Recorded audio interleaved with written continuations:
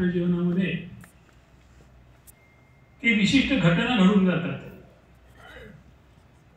आणि त्या घटना संबंध राष्ट्रजीवनाला वळण देणारे असतात.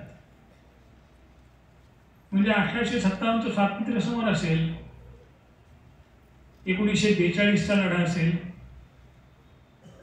1947 स्वातंत्र्य प्राप्ती आणि त्याबरोबर झालेली देशाची फाळणी असेल,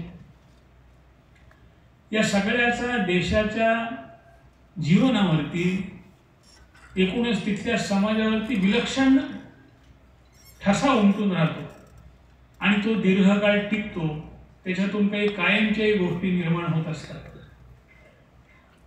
हा आणीबाणीचा विषय असाच आहे. आणि मला असं वाटतं की अशा गोष्टींचा जागरूक समाज घटकांनी वारंवार अभ्यास करणे आवश्यक असतं. त्या दृष्टीने आजच्या या कार्यक्रमाचं महत्त्व मी समजतो. 50 वर्ष झाली आहेत. इथे जे सगळे बसलेले लोक आहेत त्यांच्यापैकी बहुतेकांच्या डोक्यावरती केस नाहीत, असले तर पांढरे आहेत. समोर बसलेल्यामध्ये बहुतेकांचे केस काळे आहेत. यातले अनेक जण असे असतील की ते त्या कालावधीत जन्मलेले सुद्धा नव्हते आणि इतिहासापासून जो समाज धडा घेत नाही त्याला इतिहास धडा शिकवतो. म्हणून आजच्या या कार्यक्रमाचं, उपक्रमाचं निश्चितपणे महत्त्व आहे. एका अर्थाने या सगळ्याचं स्मरणरंजन आहे आणि दुसऱ्या अर्थाने या सगळ्याला आपण सर्वांनी नुसतं स्मरण करावं असं नाही, तर योग्य तो धडा घेण्यासाठी म्हणून काही समाजात विचार जागरूक ठेवला पाहिजे, यासाठी म्हणून या कार्यक्रमाची योजना आहे असं मी समजतो. मी स्वतः याचा साक्षीदार आहे. नुसता साक्षीदार नाही, तर आणीबाणीच्या कालावधीमध्ये जवळपास पूर्ण काळ इंदिरा गांधींच्या आतिथ्याचा अनुभव मला घ्यायला मिळाला. म्हणजे एका अर्थाने म्हणता येईल की आणीबाणी मी जगलोय. संघावरती बंदी घातली होती. मी कुठल्याही राजकीय उपक्रमात नव्हतो. मी त्यावेळेला संघाचा जिल्हा कार्यकर्ता होतो, जिल्ह्याचा प्रमुख होतो. इंदिरा गांधींच्या निवडणुकीशी माझा कुठल्याही तऱ्हेने दूरान्वयाने संपर्क असण्याची, संबंध असण्याची शक्यता नव्हती. परंतु संघावरती बंदी घातली गेली. मागाहून लक्षात असं आलं, आता इतिहासाचा अभ्यास केल्यावरती ध्यानात येतं की संघाबरोबर आणखीन 21 संस्थांवर बंदी घातली होती. मग त्याच्यामध्ये जमाते इस्लामी होती. त्याच्यामध्ये बंगालमध्ये असणारे एक कट्टरपंथी, शाक्तपंथी लोक होते. पण मागाहून ध्यानात येतं की हे सगळे तोंडी लावण्यासाठी बंदी घातलेले होते. 4 जुलैला संघावरती बंदी घातली आणि 5 जुलैला मला अटक झाली. संघाच्या कार्यकर्त्यांना अंदाज आला होता की असं काहीतरी घडतंय. त्याच्या आधीच 3-4 महिने महाराष्ट्राची प्रांतिक बैठक झाली होती संघाची आणि त्या बैठकीत प्रांत संघचालक मान्य बाबाराव भिडे यांनी वर्णन करून सांगितलं होतं की असं काहीतरी शिस्त आहे संघावर बंदी येण्यासारखं. निमित्त काय होईल सांगता येत नाही आणि ते निमित्त त्या 12 जूनच्या अलाहाबाद हायकोर्टाच्या निर्णयाने दिले. त्याच्यानंतर जी उछलपुछल झाली, खळबळ झाली आणि इंदिराजींचं राजकीय अस्तित्व धोक्यात आलं म्हणून राजकीय मंडळींना अटक केली. पण ती फार मोठ्या संख्येने नव्हती. सगळ्यात मोठा धक्का द्यायचा होता इंदिराजींना तो संघाला. कारण त्यांना त्या अर्थाने चॅलेंज करणारी शक्ती कुठली होती हे आता सगळे विश्लेषण सांगता येते. ते त्या जाणत होत्या आणि म्हणून संघावरती बंदी 4 जुलैला घातली आणि देशभरात अक्षरशः हजारो, म्हणजे संख्या साधारणपणे 80,000 ते 1 लाख असेल कार्यकर्त्यांना अटक झाली. इतरही मंडळी होती, नव्हती असं नाही. समाजवादी मंडळी काही होती, सेवा दलात काम केलेली काही मंडळी होती, एक कम्युनिस्ट मंडळी होती, पण टक्केवारी काढायची झाली एकूण या सगळ्या कालावधीमध्ये जेवढी संख्या अटकेत गेली, सत्याग्रह झाल्यानंतर काही जण गेले, यातले 75 ते 80% संघ आणि संघ परिवारातले लोक होते. आणि म्हणजे जाहीर झाल्यानंतर 3-4 महिन्यांनी सत्याग्रह सुरू झाले. मधले 2-4 महिने थोडेसे ते शांत गेले होते. सत्याग्रह सुरू झाल्यावर पुन्हा अटक सत्र सुरू झालं आणि या अटक सत्रामध्ये वेगवेगळे प्रकार होते.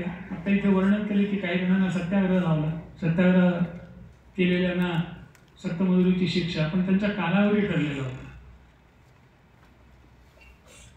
फार मोठ्या संख्येने अटक झालेली होती ती आधी DIR defence of India rule आणि नंतर इंदिरा गांधीने जो काळा कायदा लावला त्याचं नाव होतं मिसा, maintenance of internal security act. अंतर्गत सुरक्षेला धोका आहे. अन्यथा सत्याग्रह केलेले ज्यांना कलम लावलेली आहेत त्यांना मॅजिस्ट्रेट पुढे हजर करावं लागतं असा कायदा आहे. आज कुठलाही आरोपी 36 तासाच्या आत मॅजिस्ट्रेट पुढे हजर केलाच पाहिजे हा कायदा आहे. पण या मिसासाठी तो कायदा नव्हता. उचललं की रवानगी एकदम तुरुंगात. किती कालावधीसाठी माहिती नाही. सुरुवातीला वाटलं की 2-4 महिन्यात हा विषय संपेल. मी म्हटलं हे जुलै महिन्यात घडलं. 5 जुलैला आम्हाला अटक झाली. पोलीस खात्यालाही कल्पना नव्हती, शासनालाही बाकीच्या लोकांना कल्पना नव्हती. मला आठवतंय त्यावेळेला इथे जिल्हा धाराशिव होता, लातूर काही जिल्हा केंद्र नव्हतं. इथे ASPचं पद होतं. ते सदगृस्त माझे चांगले मित्र होते. 5 जुलैला सकाळी मी त्यांना जाऊन भेटलो. म्हटलं काल आमच्यावरती बंदी आली, आता अटक करायला केव्हा येत आहे? तर म्हणजे अजून काही सूचना आलेली नाही आहे. म्हटलं सूचना आली की या. आणि त्यानुसार रात्री ते 9:30ला घरी आले. म्हणजे चला तुमच्या विनंतीनुसार अटक करायला आलेलो आहे. आणि त्या दिवशी रात्री अटक झाली. रात्रभर पोलीस ठाण्यात टेबलावरती झोपणं. दुसऱ्या दिवशी धाराशिवला जिल्हाधिकारी कार्यालयात. शासनाला सुद्धा माहिती नव्हतं, कारण त्यांनी आम्हाला जी ऑर्डर दिली त्याच्यात लिहिलं होतं imprisonment for the period of 3 months. म्हटलं 3 महिने. पण नंतर तिथे गेल्यावरती लक्षात आलं की यातलं काहीच नाही. शासनाच्या अधिकाऱ्यांना नव्हे तर इथल्या मुख्यमंत्र्यालाही माहिती नव्हतं की पुढे काय होणार आणि कसं होणार. अशी मोठी गमतीची गोष्ट होती. कुठं नेलं हेही माहिती नव्हते. आमच्या घरच्या लोकांना कळायला 1 आठवडा लागला. याने ठेवले कुठे हे कळायला 1 आठवडा लागला. आम्हाला नाशिकच्या जो आपल्या प्रांतातला सगळ्यात मोठा सेंट्रल जेल आहे तिथे नेऊन ठेवण्यात आलं. आपल्या जिल्ह्यातली आम्ही काहीतरी 25-30 जण होतो. संघाची काही मंडळी होती. आता ज्यांचं नाव घेतले ते किसनराव आयाचीत होते. जिल्ह्यातली काही मंडळी होती. अन्य काही मंडळी होती. आमचे मित्र समाजवादी पक्षाचं काम करणारे जयंतराव वैद्य होते. कम्युनिस्ट पक्षाचे काम करणारे 1-2 जण होते. पण एकूण सगळ्यांमध्ये बहुसंख्य संघवाले होते. आणि हळूहळू बातमी झिरपली ही नाशिक कारागृहात आहे. गमतीची गोष्ट अशी की कारागृहाचे असणारे एरवीचे सगळे नियम धाब्यावर बसवलेले होते. जसं मॅजिस्ट्रेट पुढे हजर करणं हा विषय नव्हता, तसं नातेवाईकांना कळवणं हा विषय नव्हता. संपर्काची कुठलीही व्यवस्था नव्हती. आमच्या कुटुंबातले काही लोक येरोड्याला जाऊन शोधून आले, तिथे सापडतो होतो आम्ही. पत्र लिहायला परवानगी नव्हती. दूरध्वनीचा तर प्रश्नच नव्हता. म्हणजे अत्याचाराचं स्वरूप काय होतं ते आपल्या ध्यानामध्ये येऊ शकते. आमच्या कुटुंबातले काही म्हणजे 15 दिवसांनी 3 आठवडे नाशिक तुरुंगाला आले. गावातले इतरही काही लोकांचे आले.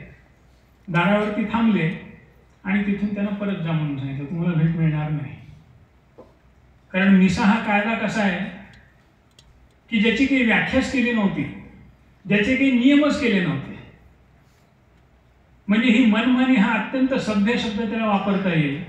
हा सरासर अन्याय, सरासर अत्याचार होता. त्याच्यातही काही चांगली मंडळी होती कारवाई करणारी. आमच्या इथले जिल्हाधिकाऱ्यांनी एक केलं, सगळ्यांना अ वर्ग दिला, पण अनेक जिल्हाधिकाऱ्यांनी ब वर्ग दिला होता.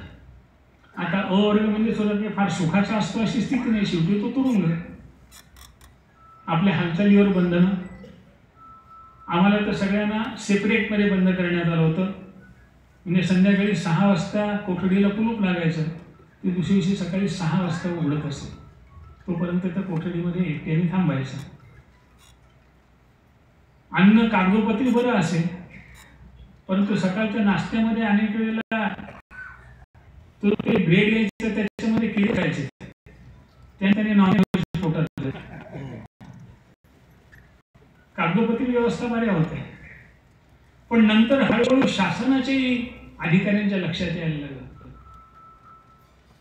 ठिकठिकाणी जसं जसं शासनाचं वर्तन होतं त्यानुसार वागणूक मिळत असे. काही प्रांतात अतिशय खराब वागणूक मिळाली. उदाहरणार्थ दिल्ली, कारण ते इंजिनिअरिंगच्या जवळ होतं. मग अशी नाव दिलं KR मलकानी.